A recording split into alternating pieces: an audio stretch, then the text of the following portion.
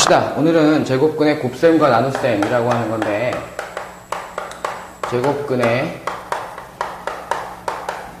곱셈과 나눗셈인데, 그러니까 제곱근이라고 얘기하는 어떤 하나의 숫자, 즉 다시 말해서 무리수라는 숫자에 대한 계산 법칙을 알려주는 거야.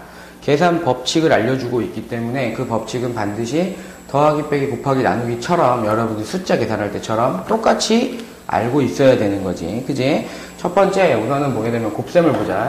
곱셈에 대한 원리는 우선은 m하고 n 그렇지. m과 n이 유리수라고 얘기하고 AB도 사실은 유리수야. AB도 유리수라고 얘기할 때 우선 전제 조건이 A하고 B는 양수라고 하는 전제하에 문제를 풉니다. 양수라고 하는 전제하에 뭐냐면 첫 번째가 뭐냐면 루트 A 곱하기 루트 B라고 얘기하는 것은 루트 AB가 된다. 즉 다시 말해서 루트 2 곱하기 루트 3은 얼마다? 루트 6입니다. 가능하다는 거지. 그지? 이게 첫 번째 거야. 두 번째 거는 M 루트 A 곱하기 N이라고 얘기하는 것은 유리수는 유리수끼리 곱하라는 거지. MN 루트 A입니다. 라고 얘기해서 유리수끼리 곱할 수 있다. 그래서 2 루트 3 곱하기 2라고 얘기하면 4 루트 3입니다. 라고 하는 형태로 표시할 수 있다가 되는 거지. 그 다음에 그거를 이제 확장을 하게 되면 M 루트 A 곱하기 N 루트 B라고 얘기하면 M 곱하기 N 루트 AB라고 얘기해서 유리수는 유리수끼리 무리수는 무리수끼리 2 루트 3 곱하기 3 루트 2다 라고 얘기하면 유리수는 유리수끼리 무리수는 무리수끼리 6 루트 6입니다 라고 하는 것이 곱셈의 계산 법칙이다 라고 생각하시면 돼요.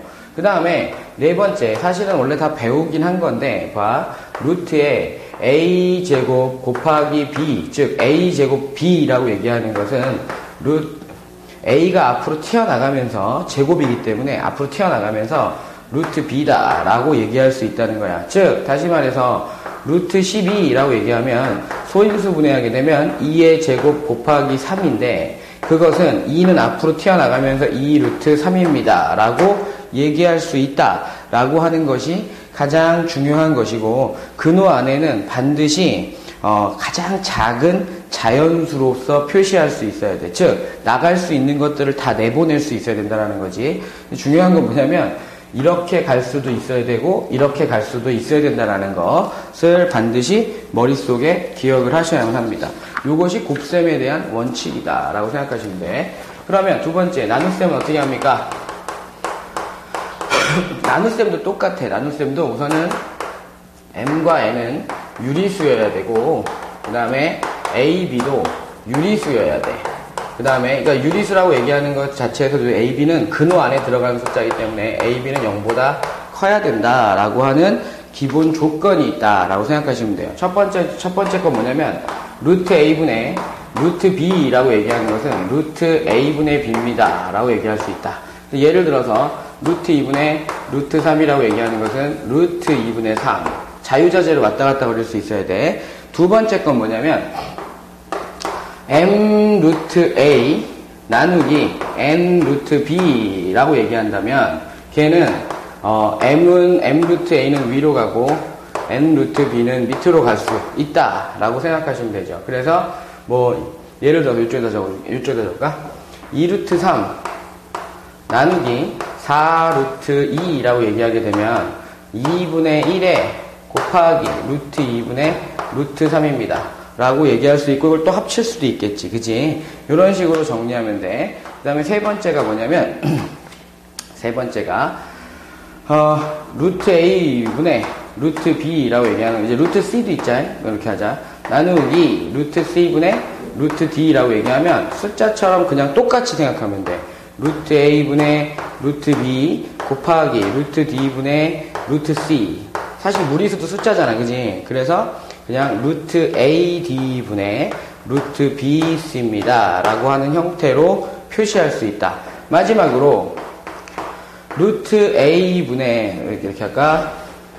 루트 a분의 b제곱이라고 얘기하는 건 제곱이 앞으로 튀어나가면서 루트 a분의 B라고도 얘기할 수 있고, 그 다음에 루트 A 제곱분의 B라고 얘기하게 되면 위에 있는 원리를 통해서 그냥 루트 B입니다. 자유자재로 왔다 갔다 거릴 수 있어야만 한다라는 것이야. 그 다음에 나눗셈에서 하나를 더 추가하는데 뭘 추가하냐면